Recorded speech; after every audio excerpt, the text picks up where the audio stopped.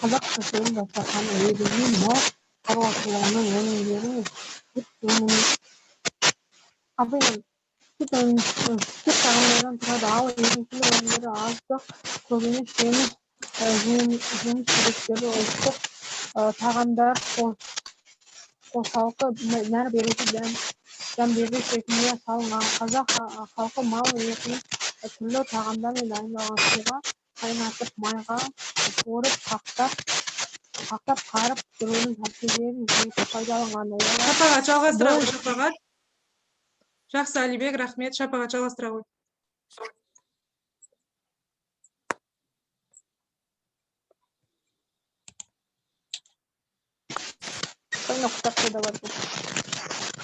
Шапағат естіп отырмыз ба? Анел жалғастыра ғой. Олар сақтаудың бірнеше түрін білген. Сақтаудың әдіс тәсілдері көшпелі тұрмыстың ауқымында сан ғасырлық тәжірибе негізінде қалыптасқан. Еттен қарын, бөртпе, қимай, қуырдақ, мипалау, сорпа, сірне, үлпершек, шұжық, қазы және де тағы да басқа тағамдар әзірлеген. Ағы бардың бағы бар деп, қазақ халқы сүт тағамдарын ерекше қастерлеп, құт береке несібе деп киелі санаған. Абайсызда ақ төгілсе, оған саусағын малып, маңдайына жағып, ырыс құт кетпеу ырымын жасайды. Түйе мен биенің сүтін қымыз, шұбат, сиырдың сүтінен айран үйітіп, сарымай шайқап, қатық сүзбе, құрт сүзіп, ақ ірімшік, қызыл ірімшік, ежіге қайнатып, алуан түрлі тағамдар әзірлеген. Кәусар жалғастыра ғой. Жақсы, Ерке. Ой, Анел.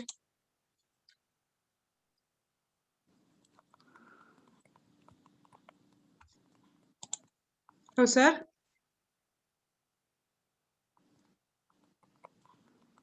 Кәусардың дауысы естілмей тұр, иә, бізде. Ерке жалғастыра ғой.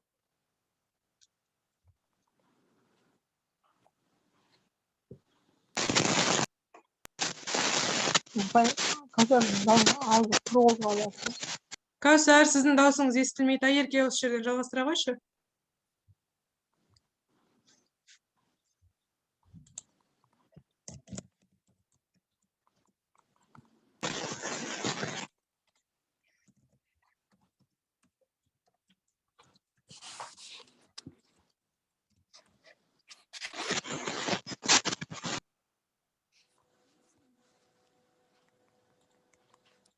Балалар, мен даусым сіздерге естіліп тұр ма?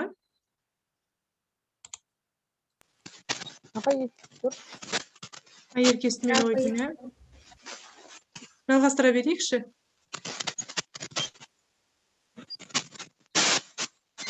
Шөл қандыру үшін айранға су қосып талап жасаған. Халық егіншілікпен айналысып, бау-бақша өсіріп, отырықшылыққа бет алған. Дәуірден бастап нан, жеміс, көкөніс тағамдары тұрақты мәзірден орын алды. Астықтан дайындалатын негізгі тағамның түрлері Сиырдың сүтінен айран ұйытып, сарымай шайқап, қызық сүзбе, құрт сүзіп, ақ ірімшік, қызыл ірімшік,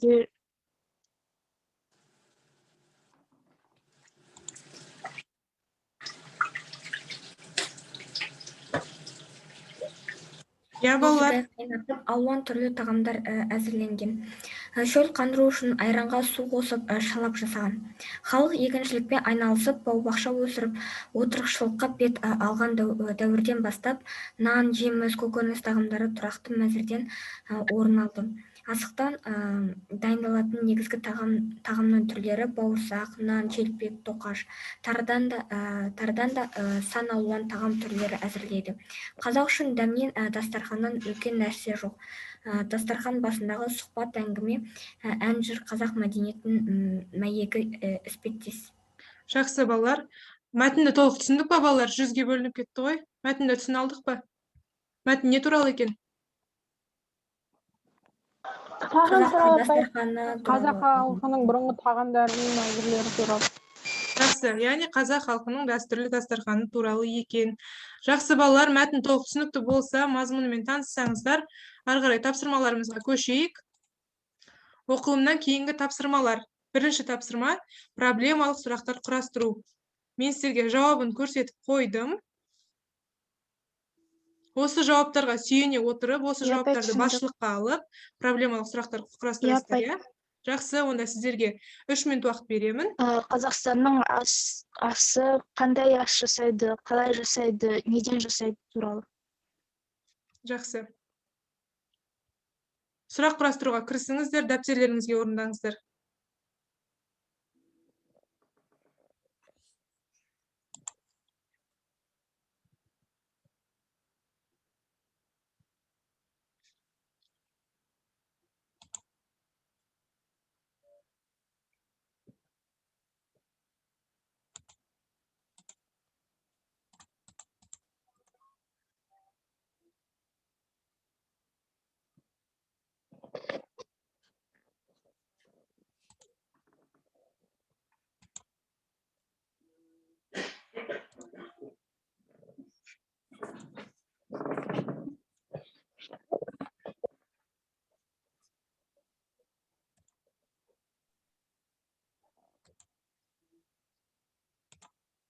Жазып отырмыз ба, балалар?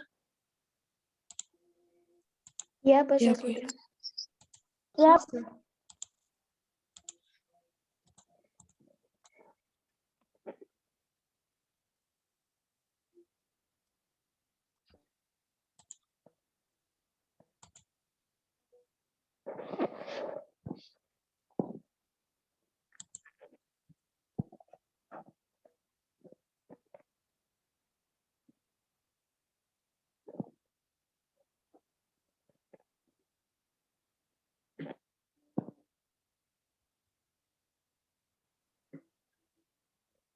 Бір минут уақыттарыңыз қалды.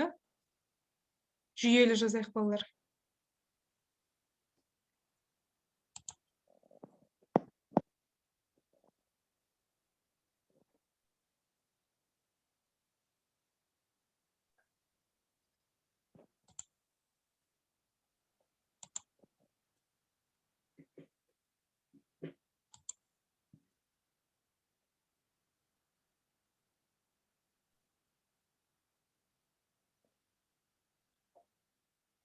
Жұмысымызды аяқтадық па, балалар?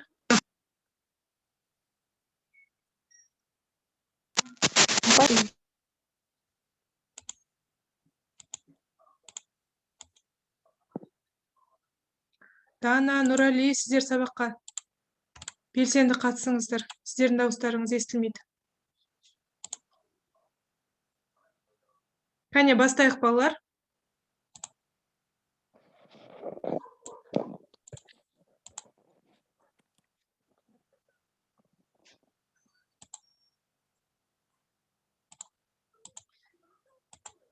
Қайсымыз бастаймыз? Кәусар, бастайсыз ба?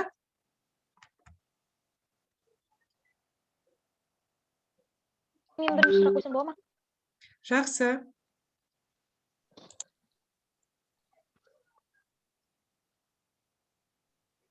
Бірінші сұрақ. Егін өнімі болмаса не болады? Асыл өнімдерін тұтына алмас едік. Жақсы. Ары қарай.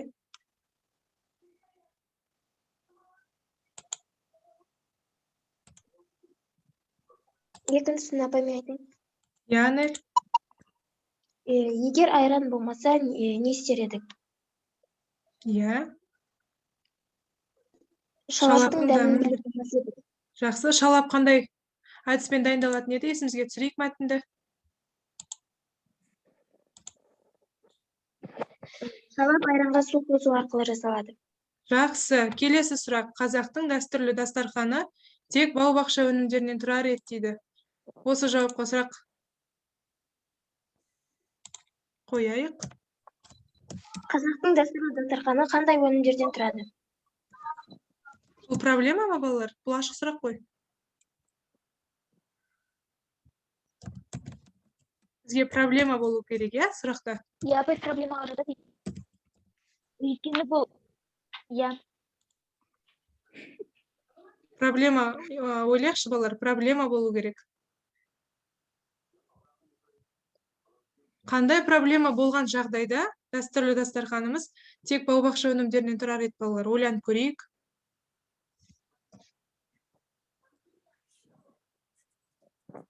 Егер сүт өнімдерін қолданбасақ, не дастарханымызда не тұратын еді? Я, Дана, дұрыс айтасыз. Жоқ, Кәусар, сіздің даусыңыз бізге естілмей тұр. Осылай чатқа жазып отырсаңыз болады, я, жауаптарыңызды. Келесі соңғы сұрағымыз, жауабымыз, күнделікті тұтынатын сұйық асымыз, тауық сорпасы, қызанақ шырыны, шай, кофе болар еді. Қандай жағдайда? Жылдам жауап берейік, я, балалар. Ұлдар қатыспай ма бізде сабаққа? Онда Егер де сенің ауырып тұрсаң, онда қандай тағам ішер едің? Жақсы, қабылдаймыз. Тағы да? және де егер де мал шаруашылығы көп дамымаған болса. Дұрыс жауап бердіңіздер, иә, өте жақсы. Сымбат айтты ғой деймін, егер бізде мал шаруашылығы болмаса, көшпелі мәдениетте өмір сүрмесек, біз күнделікті сұйық асымыз осы тауық сорпасы, қызанақ шырыны, шай, кофе болуы мүмкін еді. Иә, болады. Егер сен шайдың отанында өмір сүрсең, қандай зат ішетін едің? Жақсы, бұны да қабылдасақ болады, иә. Жақсы. Келесі тапсырмаларға көшейік, балалар. Мен өзімнің де сұрақтарымды жазып қойдым.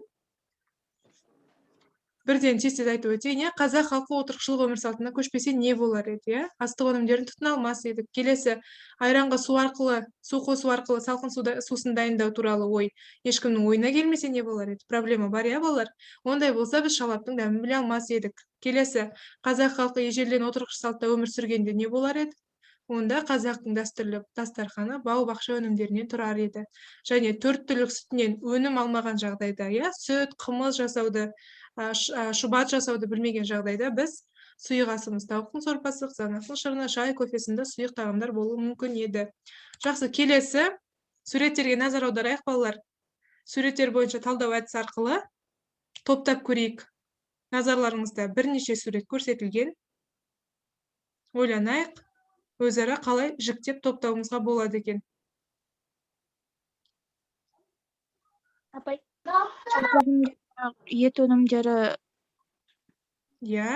жемістер, ұн тағамдары, немесе дәстүрлі жасалған тағамдар. Жақсы, балалар. Барлықтарыңыздың жауаптарыңыз дұрыс. Жүйелеп көрейік осыны. Екі топқа бөліп көрейік. Малдан шығатын ас өнім және қолдан шығатын ас өнім. Қабылдаймын ол жауапты да. Өнімдерден жасалатын тағам және еттен жасалатын тағамдар. Жақсы, балалар. Әртүрлі жауап, бірақ әрқайсыңызға дұрыс жауап беріп жатырсыздар. Егер жүйелеп көретін болсақ, мал шаруашылық өнімдері және егіншілік өнімдері деп бөле алады екенбіз. Көріп тұрғандарыңыздай мал шаруашылық өнімдерінің өзін ет өнімдері және сүт өнімдері деп бөле аламыз. Енді қарайық, балалар. Сүт өнімдерінің өзін өзара жіктеп жіберуге болады екен. Осыған ойланып көрейікші.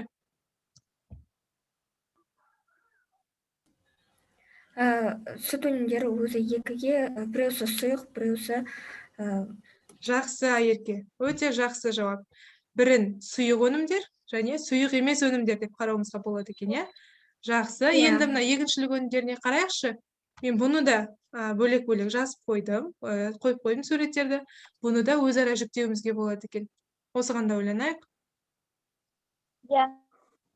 Мысалы біз деген жеміс-жидектерді табылады. Ал нан мен бауырсақтар ол бидайдан жасалған өніммен жасалады. Сондықтан ол егіншілік өнімдеріне жатады. Жақсы, дұрыс айттыңыздар, балалар. Яғни егістік өнімдері және бау-бақша өнімдері деп, бұларды да өзара екі топқа тағы да жіктей алады екенбіз. Жақсы, келесі тапсырмаға назар аударайық. Бір-бірден оқып, дұрыс қате екенін анықтап өтейік, балалар. Ақпараттар көрсетілген. Дұрыс қате, true false әдісін пайдаланамыз, Бірінші бізде Сымбат бастасын. Қазақтың дәстүрлі дастарханы тек ет өнімдерінен тұрады. Бұл қате, өйткені қазақты дастарханда тек қана ет өнімдері емес, және де ет өнімдері де болады. Өте жақсы, Сымбат. Келесі Нұрасыл жауап беріп көрсінші. Нұрасыл, сабаққа қосайық. Нұрасыл. Нұрали бар екен бізде. Апа, мен жауап берсе бола ма? Дана, жақсы.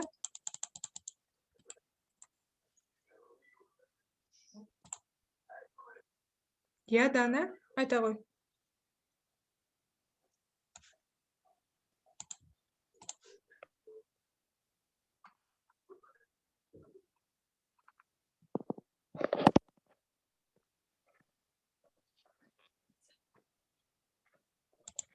Дананың дауысы естілмей қалды, я? Көмектесейік балалар, басқа балалар айта берейік. Қазақ халқы тағамды сақтаудың бірнеше түрін білген. Бұл дұрыс апай. Жақсы. Айдана, келесі. Ал үшіншісі қуырдақ шалап пісірме қазы дайындаған. Еттен қуырдақ шалап пісірме қазы дайындаған. Бұл қате болып табылады, өйткені шалап еттен жасалмайды. Жақсы, келесі.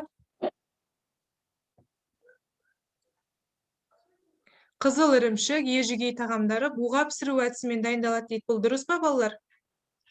Бұл қате. Қате, жақсы Ерке, неге? Бұлар түйе мен биенің сүтінен дайындалатын өнімдер. Қандай әдіспен дайындалады екен?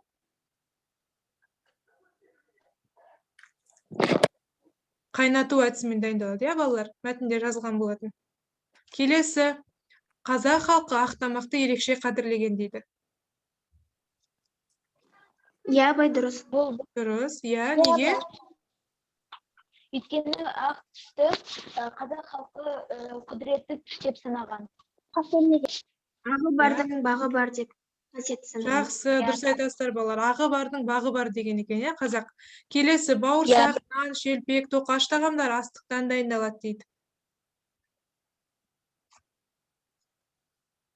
Дұрыс па бұл? Я, апай, дұрыс. Дұрыс, Я, жақсы, апай. келесі. Қазақ халқы дастархан басында тыныш, үнсіз отыруды дұрыс деп есептеген дейді. Бұл дұрыс па, балалар?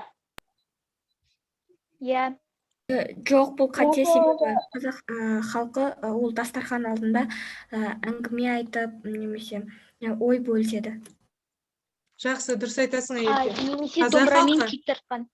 Дастархан басында ойнап, күліп, ақ жарқын болып отырғанда. дұрыс Өлең қой айтып, екен, иә? домбыра ойнап, әртүрлі заттар жасаған. Жақсы, Иә. балалар, ендеше жауабымызды тексерейік. Жарайсыздар, балалар, сіздер барлық сұраққа дұрыс жауап бердіңіздер. Келесі. Енді балалар, бүгінгі сабағымыздың тілдік бағдарына көшейік. Бүгін біз одағай терминімен танысамыз.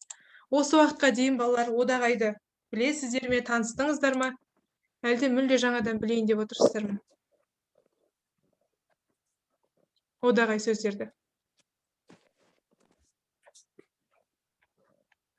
Я, балалар?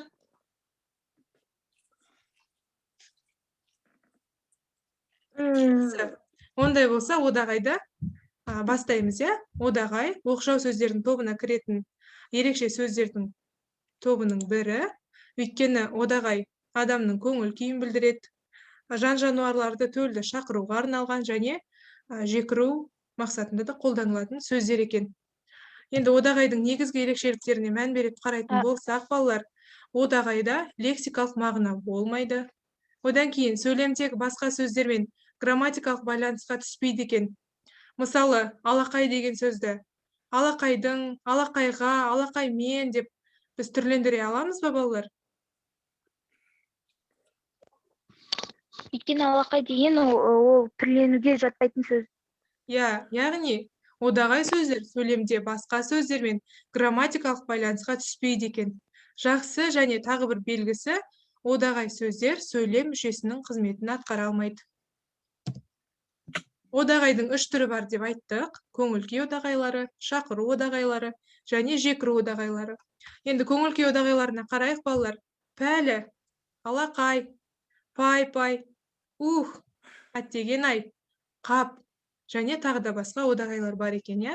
Бұларды оқудың барысында да, айту барысында біз белгілі бір эмоция жатқанын біле алады екенбіз. Енді жылдам айтып өтейікші, пәлі деген сөз қандай көңіл күйді білдіреді?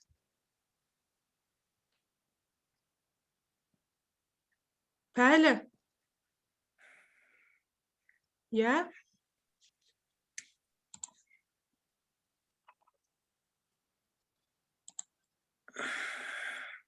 Балалар, жауап беріп отырайық, иә?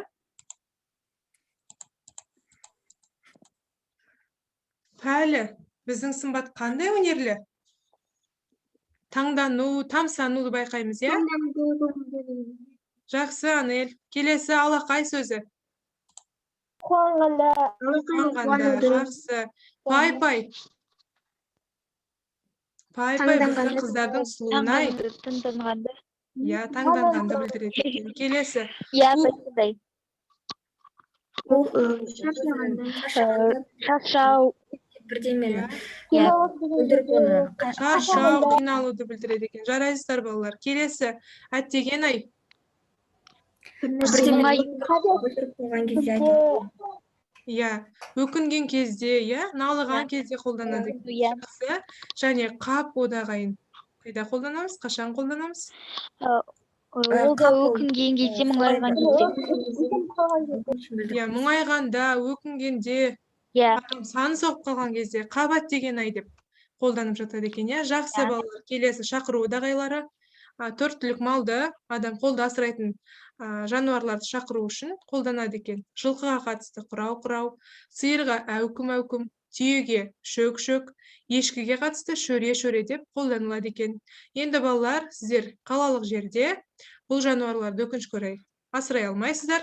Сіздер ит, мысықты асырауларыңызға болады, иә? Оларды қалай шақырады екенбіз, балалар? Мысықтарды деп шақырады, немесе иттерді Иә.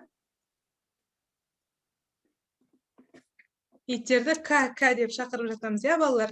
Жақсы, мысықтарды деп, иттерді де к деп шақырады екенбіз. Жақсы. Енді жекіру одағайларына назар аударайық. Тәйт, тек, жә, кәні. Бұл жерде ұрсу көрінеді, иә, балалар? Бір нәрсеге тоқтау салу. Бір адамға арнайы айтылатын одағай. Иә. Немесе ашулану. Ашулануды да байқайды екенбіз. Көркем шығармаларда біз әдебиетте оқып жатқан кезде көбіне бұл одағайларды әжелердің сөзінен көріп жатамыз, иә, балалар? Аталардың, әжелердің. Айтары бұнысы несі? Деген сияқты жекіру мақсатында айтылады екен. Балалар, одағай сөзге байланысты сұрақтарыңыз бар ма маған? Жоқ, апай. Түсіндік, иә? Ондай болса, тілдік бағдарға байланысты жұмысымызды, жазылым жұмысын орындайық. Оқулықтарыңызға қараңыздар. 135-ші бетте 6-шы тапсырмаға назар аударайық. Төменде берілген одағайларды қатыстырып, сөйлем құра дейді. Сіздерге берілетін уақыт 3 минут. 3 минуттан кейін осы жерде талқылайтын боламыз.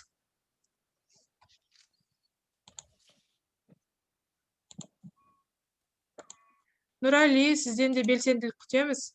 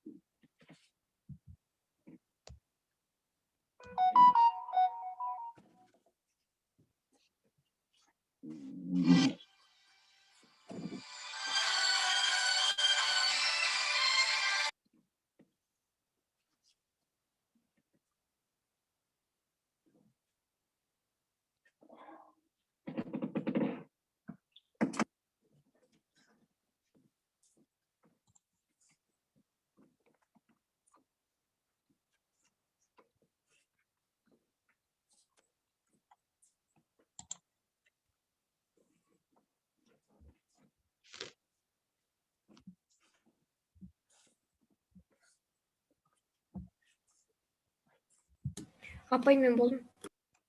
Жақсы Айерке. Басқа балалар жұмысын аяқтағанша сенікін тыңдайық, иә? Бай, не деген әдемі қыз. Уайымның байқалмайды ғой тәйірі. Қап, мен неге бұлай жасадым? Алақа, ертеңнен бастап біз демаламыз. Қайттан үй жинау керек. Аяғымды ауыртып алдым. Жақсы Айерке. Сіздің сөйлемдеріңізден барлық эмоцияңыз, көңіл күйіңіз байқалып тұр. Жарайсыз. Келесі балалар, тағы кімнің жұмысы дайын айта берулеріңізге болады. Берілген уақыттың әлі 1 минуты бар. Жақсы, Сымбатты тыңдайық. Біріншісі, пай, үлкен болып өсіпсің. Екіншісі, сен олай үлкен кісіге дауыс көтерме, Тайыр. Үшіншісі, қап соны күшік кезінде алу керек еді. Төртіншісі, алақай, ауылдан апам келді. Ал бесіншісінен, апа бесіншісін үлгермей қалдым қазір. Жақсы, жұмысыңызды ары қарай аяқтаңыз, иә? Сымбаттың сөйлемдері де жақсы екен. Жарайсыз, Сымбат. Айдана, сіз жұмысыңыз дайын ба?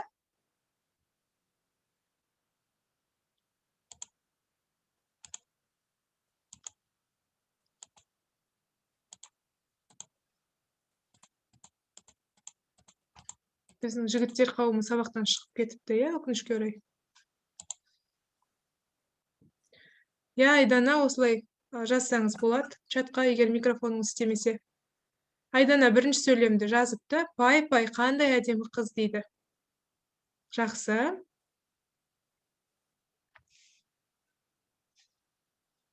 Я, Сымбат, қол көтердіңіз. Апа, мен соңғы тапсырманы. Ауыл табиғаты қандай тамаша. Жақсы. Сымбат, сіз тух деген одағай сөзді қалдырып кеттіңіз, иә? Я, апай. Айдана жазыпты, ренжігенің байқалмайды ғой тәйірі дейді. Жақсы, Айдана.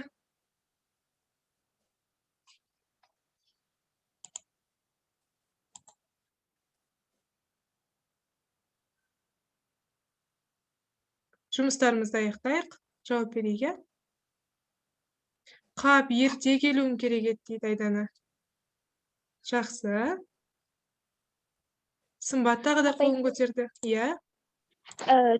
Бүгін күн суық болып тұр. Жақсы, Сымбат. Болма, Иә, болады.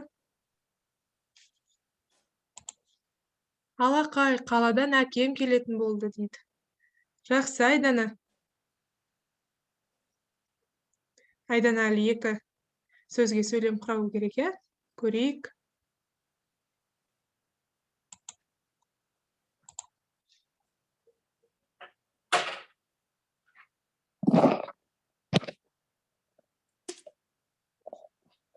Тух, жұмыстың қиынай дейді.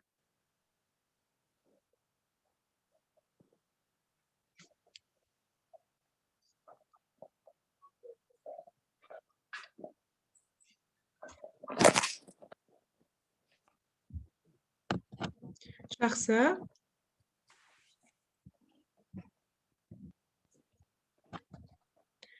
Айдананың жауап беруін аяқтағанын күтейік, балалар басқа жаққа көшпестен бұрын.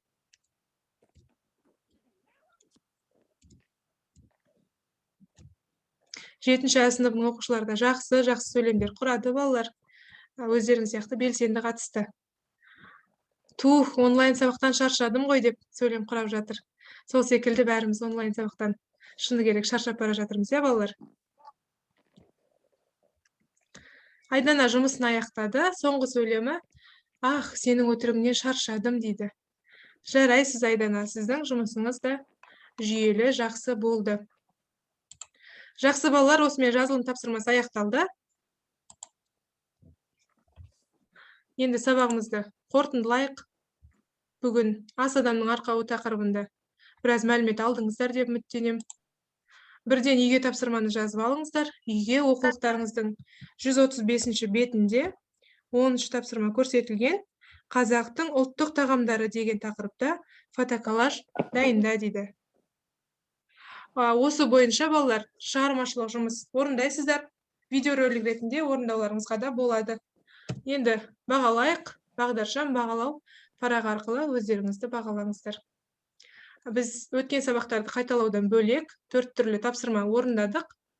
Осы 4 тапсырма бойынша жасыл, сары және қызыл түс арқылы өздеріңізді бағаласаңыздар болады.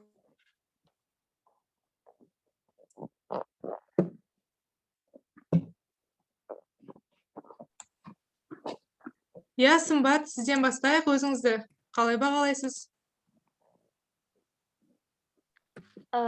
Мен өзімді жасыл түске бағалаймын, сары түске бағалаймын, екен мен интернеттің әлсіз болғандықтан көп сұрақтарға жауап бере алып үлгермедім. Жақсы, әділ бағалау екен. Ерке, сіз өзіңізді қалай бағалайсыз? Әр тапсырма бойынша жеке-жеке тоқталып айтыңыздар, балалар, жарай ма? Мен бірінші тапсырмаға негізі жасыл түс қояр едім, бірақ қыздар менен бұрынырақ тақтаға сызып менен бұрын айтып қойыпты.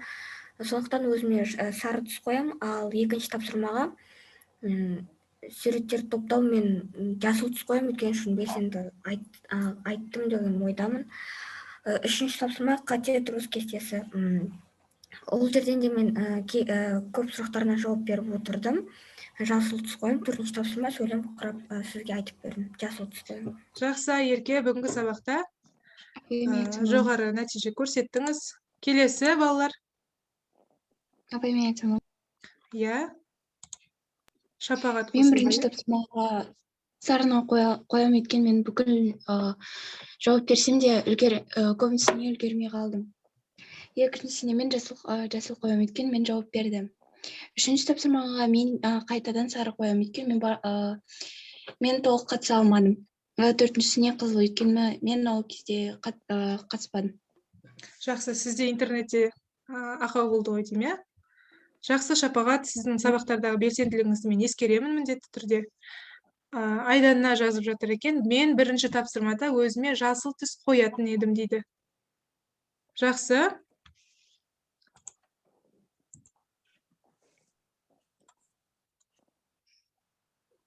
Жақсы, балалар. Алдағы уақытта да бұдан да жоғары дәрежеде сабақты жүргізетінімізге менің күмәнім жоқ. Енді сабағымыздың аяқталуына аз ғана уақыт қалды. Енді сабағымызды рефлексиямен қорытындылайық. Бүгінгі сабақ бойынша маған қандай ұсыныстарыңыз бар, мүмкін шағымдарыңыз бар шығар. Бүгінгі сабақтан алған әсерлеріңізді осы жерде айтуларыңызға болады. Апай. Бүгінгі сабақ маған ұнады. Біз дегені бір алдында өткен тақырыптарды қайталадық, және де сұрақтар да қызық болды. Жақсы, Сымбат, рахмет. Ерке, сіз не айтасыз?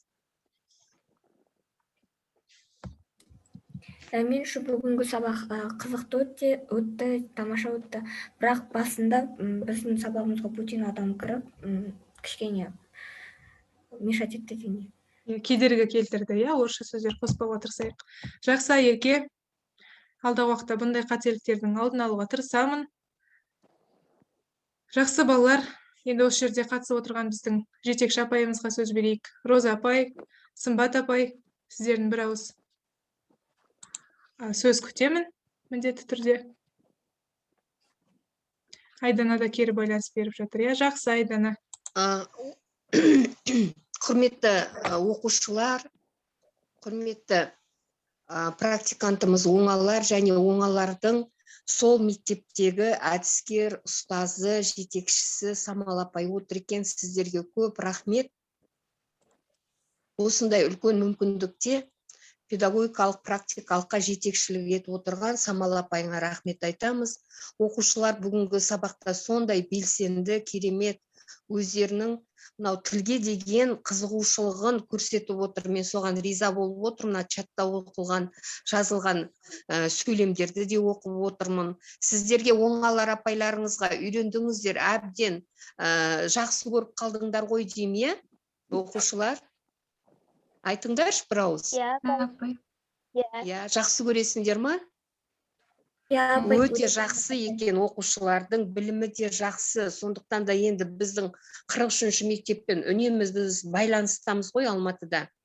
Сондықтан осындай балаларды тәрбиелеп, оқушыларды тәрбиелеп отырған мектеп ұжымына рахмет айтқым келеді. Әлі де балалар онлайн сабақтан шаршадық, тух деп шаршамаңыздар, біз де шаршап отырмыз. Сендерді мектепте көргенше біз асығамыз. Осындай апайларыңызбен бетпе-бет жүздесетін күнге жеткізсін. Бәріміз аман болайық, рахмет. Осында көп 3-ші курстың студенттері де қатысып отыр, оңалар байқаған шығарсыз. Сол студент практикада ғой оларда. Бір пікір айтсыншы, қалай болып жатыр, қайсысы сөйлейді екен. Рахмет, Кімде Роза сөз апай. бар, уақыт болса 1-2 минут. Көп рахмет оңалар. Мен сенің сабағына қалдырмайын деп, әдейі мына жақта жиналыс болып жатыр, сабағымда болып жатыр, бір телефонмен саған қатысып, бірақ арасында ерекше көңіл бөліп отырмын. Рахмет өзіне. Рахмет апай, Шығармашылық пікіріңізге. табыс тілеймін барлықтарыңызға. Рахмет. Құрметті практиканттар, 3-ші курс, 4-ші курс практиканттары, сіздердің де бір ауыз жылы лебіздеріңіз болса, ұсыныс шағымдарыңыз болса, тыңдауға дайынмын. Саламатсыздар ма? Роза апай, жетекші апай және оңалар, қалдарыңыз қалай? Бүгінгі ашық сабағыңыз өте жоғары деңгейде өтті. Мен жалпы оқушыларыңызға барлығына тамсанып отырмын. Барлығы өздерін шынайы түрде бағалап жатыр, барлығы белсенді қатысып отыр. Барлықтарыңызға сәттілік тілеймін. Рахмет, ашық сабағыңыз жақсы өтті. Рахмет, Нұрсила. Көп рахмет пікіріңізге. Жақсы, құрметті оқушылар. Осымен сабағымыз аяқталды. Алдағы уақытта ойымды айтып кетейін. Жақсы апай. Оңалардың сабағы өте жақсы. Көріп отырсыздар ғой, құрылымы жаңа қаңқасының өзінен этап-этапқа бөлінген керемет сабақ. Рахмет оңалар, жемісін же, әрқашан еңбегің жана берсін. Енді біздің интернет желісі дейміз ғой, жаңа дұрыстамағандықтан бізде жақсы оқушыларымыз бар еді, қатысатын ұлдарымыз, осы сыныптың ұлдары жарыса қатысатын. Бүгін соны көре алмадыңыздар сіздер.